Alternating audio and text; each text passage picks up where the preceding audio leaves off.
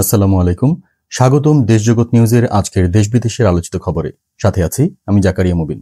শুরুতেই জানিয়ে দিচ্ছি সংবাদ শিরোনাম। এবার ফিলিস্তিনকে রাষ্ট্র হিসেবে স্বীকৃতি দিতে পারে রাশিয়া। গাজাবাসীর জন্য সাগরে খাদ্য ভাসাচ্ছেন মুসলিমরা।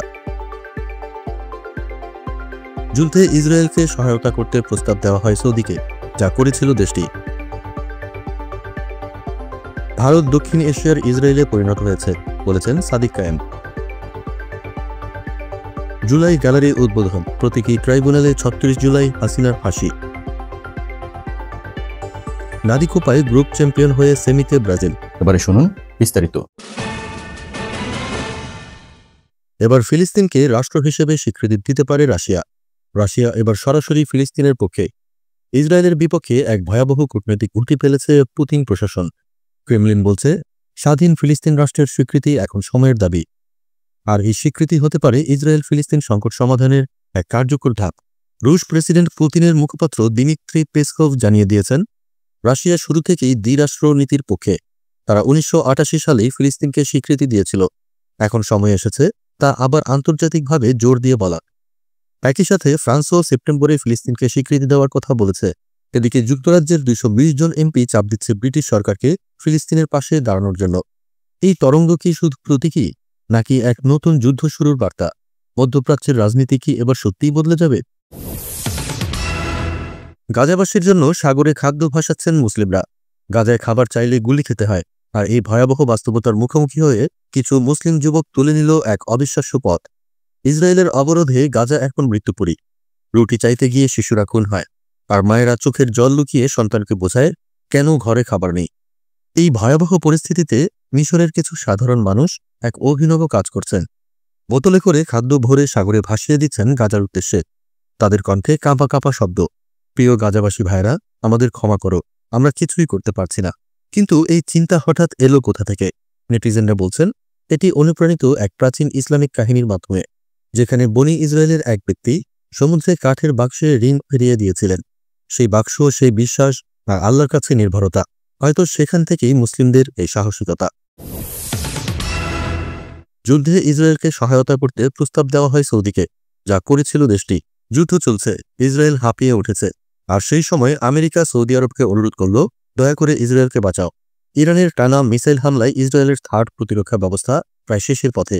যুক্তরাষ্ট্র তখন দৌড়ায় সৌদির কাছে, কারণ কিছুদিন আগেই সৌদির হাতে এসেছে আমেরিকান থার্ড সিস্টেম। তবে সৌদি আরব এক মুহূর্তও দেরি না করে সোজা না বলে দেয়। ইসরায়েলের জন্য কোনো প্রতিরক্ষা ব্যবস্থা দেবে না তারা, এমন বার্তা স্পষ্টভাবে জানিয়ে দেয় রিয়াদ। যুক্তরাষ্ট্র বলে, ইরান তো তোমাদেরও শত্রু, তাহলে ইসরায়েলকে সহায়তা করো। কিন্তু সৌদি ছিল অবিচল। এই না বলা শুধু একটি কূটনৈতিক উত্তর নয়, এ যেন এক নিঃশব্দ বার্তা গোটা মুসলিম বিশ্বকে। দখলদার ইসরায়েল যখন নিজেই রক্ষা চায় অন্যের কাছে, তখন মুসলিম দেশের এক না কি বদলে দিতে পারে গোটা যুদ্ধের গতিপথ। ভারত দক্ষিণ এশিয়ার ইসরায়েলে পরিণত হয়েছে বলেছেন সাদিক কায়েম।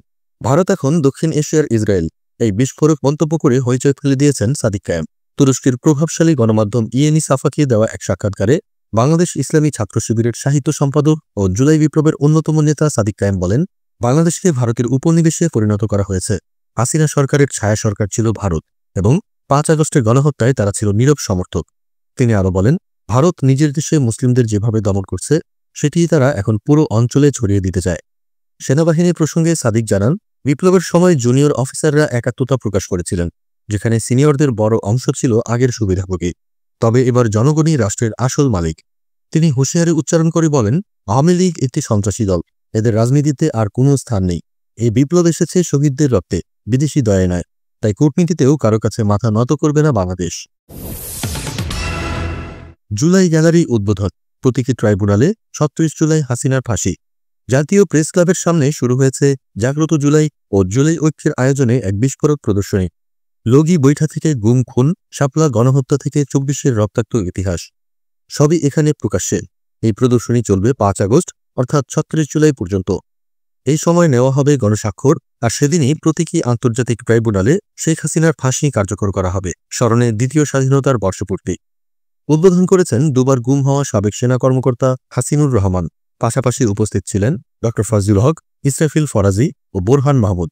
তাদের ভাষায়, এটি শুধু একটি প্রদর্শনী নয়, এটি 16 বছরের ফ্যাসিবাদী শাসনের বিরুদ্ধে গণপ্রতিরোধের জবাব। নারী কোপায় গ্রুপ চ্যাম্পিয়ন হয়ে সেমিতে ব্রাজিল। হ্যাট্রিক জয়ের পরেই সেমিফাইনালের টিকিট নিশ্চিত হয়েছিল, তবে লক্ষ্য ছিল আরেকটা, অপরাজিত থেকে গ্রুপ চ্যাম্পিয়ন হয়ে নাম লেখানো শেষ চারে। আর সেই লক্ষ্যেই শেষ ম্যাচে মাঠে নামে ব্রাজিলিয়ান মেয়েরা। কিন্তু ভাগ্য যেন একটু বাঁকা তাকিয়েছিল। 24 মিনিটেই লাল কার্ড দেখে মাঠ ছাড়েন গোলরক্ষক লোরেনা ডি সিলভা। 10 জনের দলে পরিণত হয় সেলেসাওরা। কলম্বিয়া যেন ঠিক তখনই ঘুরে দাঁড়ায়।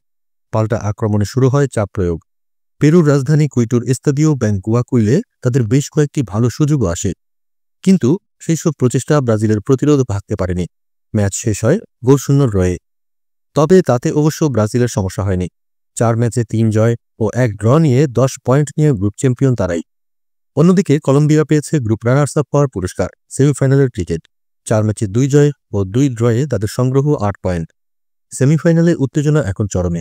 মঙ্গলবার ভোর 6টায় কলম্বিয়া মুখোমুখি হবে ফেভারিট আর্জেন্টিনার, আর বুধবার ভোর 6টায় ব্রাজিল খেলবে উরুগুয়ের বিপক্ষে। শেষ পর্যন্ত কে উঠবে ফাইনালে, উত্তর মিলবে খুব শিগগিরই। আজ এখানেই শেষ করছি। সবাই ভালো থাকুন, সুস্থ থাকুন আর দেখতে থাকুন দেশজগৎ নিউজ। চ্যানেলটি ভালো লাগলে সাবস্ক্রাইব করুন আর সংযুক্ত থাকুন আমাদের ফেসবুক পেজে। ধন্যবাদ।